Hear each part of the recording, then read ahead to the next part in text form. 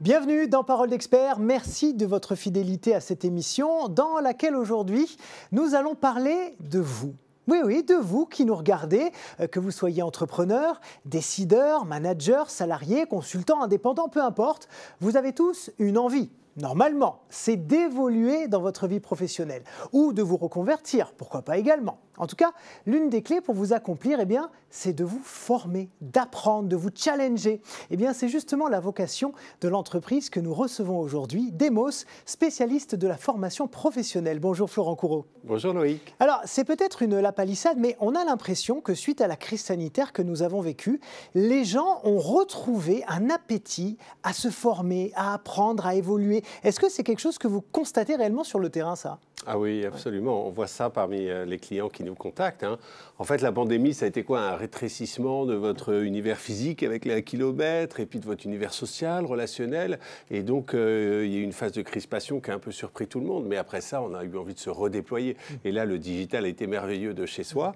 Et donc, professionnellement, ça a donné lieu à un grand nombre de vocations, de gens qui se sont dit « j'ai envie de changer ». C'est ça. En fait, la pandémie a resserré un petit peu tout le monde vers ce qui était le plus important pour eux. Donc plein de gens se sont dit, est-ce que ce que je fais a du sens? Et c'est un petit peu ça qui a aussi mis en valeur tout ce que vous proposez finalement. Absolument. Ça, c'est vraiment dans le cœur des gens et c'est ce qui est essentiel en termes de formation, c'est de savoir à peu près ce qu'on veut, vers où on va. Et la formation est un bon outil qui va vous amener à faire ce chemin-là. Mais il y a aussi un changement, pas seulement dans chacune des personnes qui a vécu le confinement, qui était souvent difficile, mais aussi dans la société. Parce qu'il y a des tas de métiers qui ont été bouleversés et donc il y a eu des tas de rééquilibrage à faire. Et bon, aujourd'hui, on a une situation très curieuse où le chômage est à 7,6%. On n'avait pas qui est assez bas, effectivement. Très bas, depuis 2008. Mais par contre, vous avez plus d'1 million d'emplois non pourvus. C'est un record en France, on a rarement eu ça. Et donc, vous avez en fait une situation où il y a il reste beaucoup de chômage, mais il y a beaucoup de besoins, beaucoup de reconversions. Alors justement, quels sont concrètement les besoins et les attentes de tous ces gens qui veulent se former? Alors, il y a beaucoup d'attentes différentes. Ça dépend de leur désir. Il y a des choses qui sont de l'ordre de ce qu'on appelle les soft skills, c'est-à-dire la manière d'être, la manière de manager, la manière d'écouter. Donc là, on est plus sur du développement personnel, je dirais. Un petit peu, oui. Un petit peu. Avant, c'était deux mondes séparés, mais le développement personnel a vraiment fait une irruption dans le monde de la formation professionnelle. Avant, c'était un prof qui vous parlait pendant 2 jours, et maintenant, il y a beaucoup de coaching, surtout avec le digital, beaucoup de manières d'hybrider, on dit, quand vous écoutez, vous enregistrez, et quand on vous met en situation... Quand vous vivez les choses, c'est différent. Oui. Absolument. Et donc, on a beaucoup aujourd'hui, les gens changent énormément d'emploi et ça donne beaucoup de besoins de formation, que ce soit des formations techniques ou bien, je dirais, de posture personnelle. Voilà. Dans la technique, on peut dire par exemple que la digitalisation des entreprises se poursuit et les métiers de comptable, quelquefois, sont modifiés parce qu'il y a des logiciels qui intègrent automatiquement des données. Et donc, on a eu, pour un client important, on a eu toute une formation de reconversion de comptables vers des gestionnaires de paye, par exemple, où là, il faut toujours rentrer quand même des éléments de calendrier et tout. Et donc vous voyez que c'est quelquefois les entreprises qui travaillent sur la reconversion, c'est souvent les personnes. Parce que ce qu'on voit dans la formation, c'est que ça s'est vraiment individué depuis quelques années. La réforme, c'est moins un DRH d'entreprise qui décide d'envoyer 100 personnes là, 100 personnes là. C'est beaucoup plus des personnes qui sont décideurs. On peut dire que c'est un petit peu effrayant parce que la formation, c'est une jungle. À quoi je vais me former? Tiens, justement, que propose Demos justement dans cette jungle-là? Alors, il y a des activités de bilan de compétences par lesquelles vous faites le point sur là où vous êtes, ce que vous avez appris, vos points forts et tout, et puis vos projets, votre désir. Et puis, il y a d'autres procédés. Il y a la CQP, par exemple, qui est un certificat de qualification professionnelle. Et donc, ça, c'est donné par une branche, en fait, une branche d'activité. Et nous, par exemple, on a du chargé RH ou bien du développeur.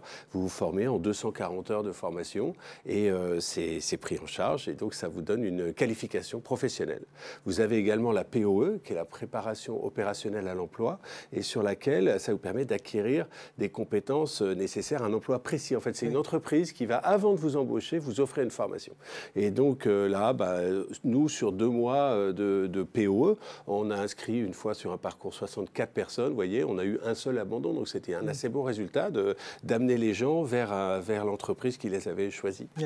Donc on est d'accord, vous proposez des formations spécifiques à des métiers spécifiques et vous vous occupez également de tout le cheminement de la personne formée qui va aller chercher des financements, etc. Vous l'accompagnez également? Alors on l'accompagne aussi, on peut conseiller sur ces sujets-là. Justement, on voit que beaucoup de gens sont assez désorientés. Et d'ailleurs, je voudrais prendre un exemple qui est celui d'Accenture, qui est ce grand cabinet de conseil que vous connaissez sans doute.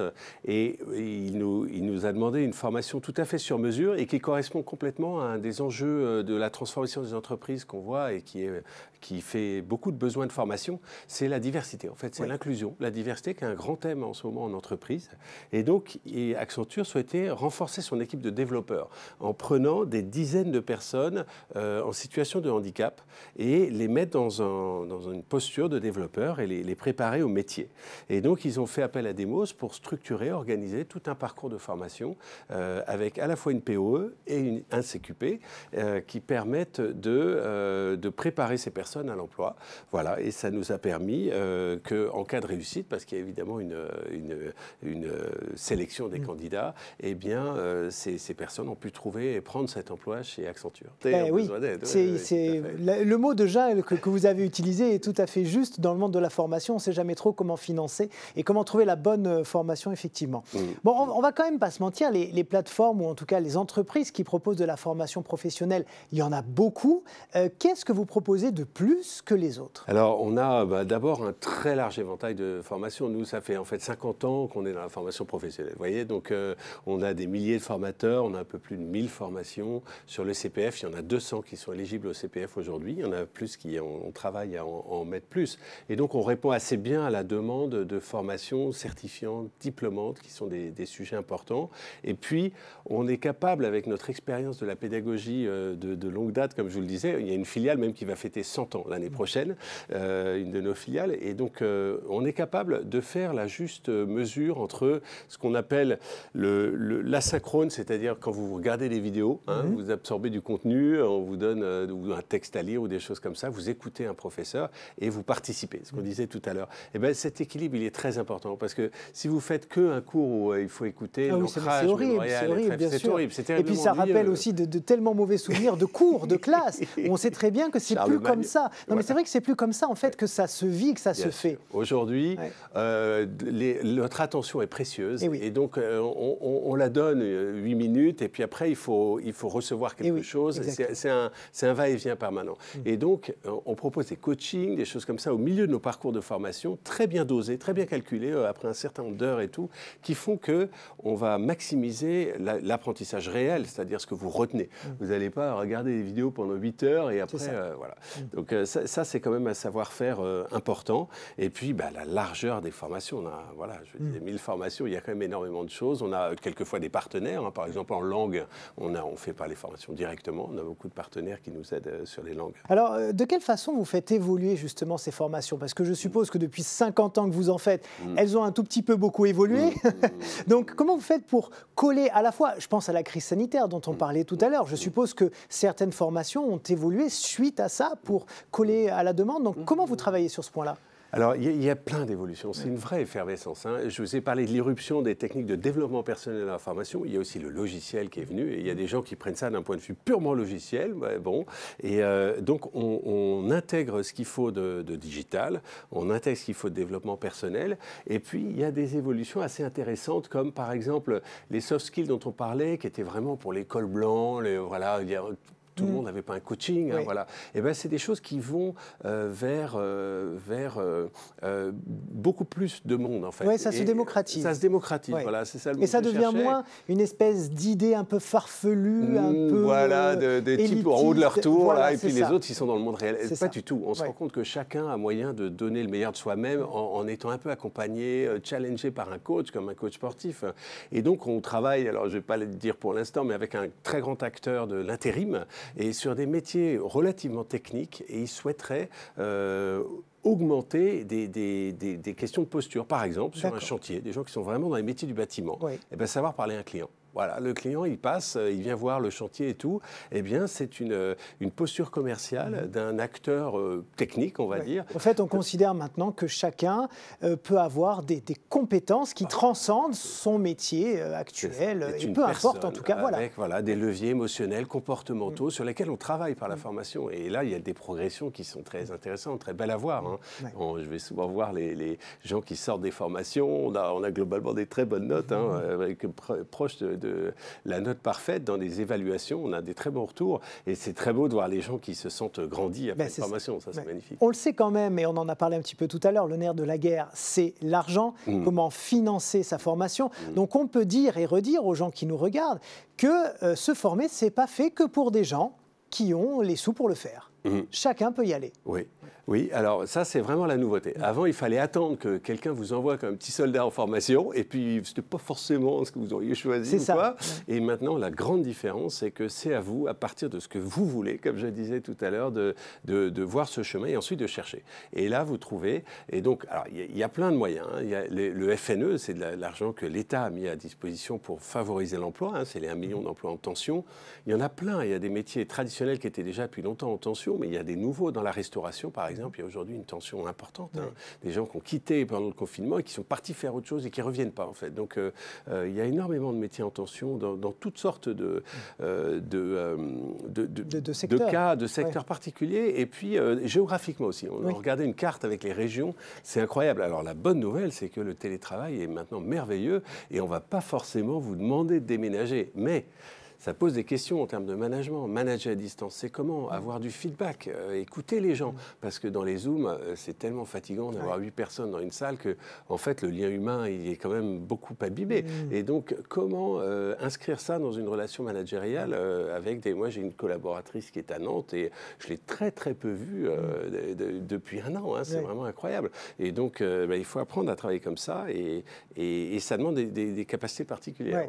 Et surtout, au niveau du financement, pour y revenir, on est d'accord que quand on vous contacte, vous êtes là pour nous dire, OK, vous pouvez bénéficier de ça, de ça, de ça, on vous accompagne sur tel et tel truc. Voilà, vous ne laissez pas les gens... Oui, il y a vraiment différents cas. Il y a l'entreprise, à ce moment-là, elle peut faire ce qu'on appelle de l'inter, c'est-à-dire envoyer des personnes à des sessions inter-entreprises, plus souvent dans nos bureaux. Elle peut faire de l'intra, on peut faire une formation sur mesure, et ensuite, il y a des formations individuelles. Tout ça se fait avec des modes de financement différents.